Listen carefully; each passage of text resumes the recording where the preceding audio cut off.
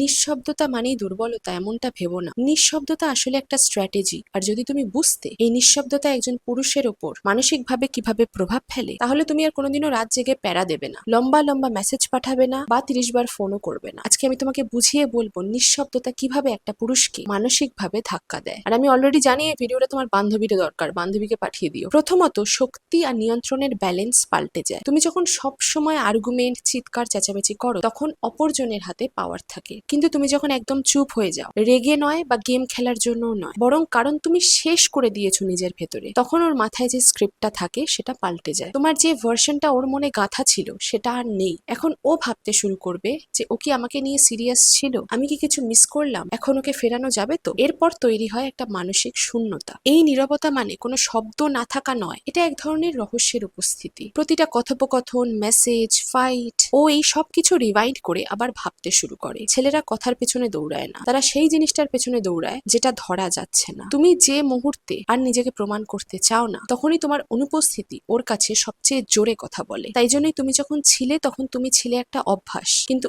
এখন যখন তুমি নেই তখন তুমি হয়ে উঠবে রিয়েলাইজেশন। তার একসময় যে মেয়েটাকে ক্লিঙ্গি লাগতো, এখন সে বোঝে তুমি আসলে ছিলে কেয়ারিং। যাকে ও একসময় এক্সট্রা ভাবতো, এখন সে বোঝে তুমি ছিলে গভীর। কাছে থাকলে মানুষ অন্ধ হয়ে যায়, কিন্তু দূরত্ব উপলব্ধি জাগিয়ে তোলে। আর সব শেষে শুরু হয় মানসিক অবসেশন। মানুষ সেই জিনিসটার কথাই বারবার ভাবে যেটার ক্লোজার তারা পায়নি। তুমি যখন আর ওর কাছে ফিরে যাচ্ছ না, কোনো মেসেজ দিচ্ছ না, কোনো রেজলিউশন খুঁজছো না, তখন তুমি হয়ে ওঠো একটা প্রশ্ন যার কোনো উত্তর ওর কাছে নেই। আর সেই প্রশ্নটাই ওকে পাগল করে তোলে। তাই যখনই আবার ফোনটা হাতে নিতে ইচ্ছা করবে, মনে রেখো তোমার নিরাপত্তা ফাঁকা নয়, ওটা একটা জবাব, একটা আয়না, একটা প্রতিফলন।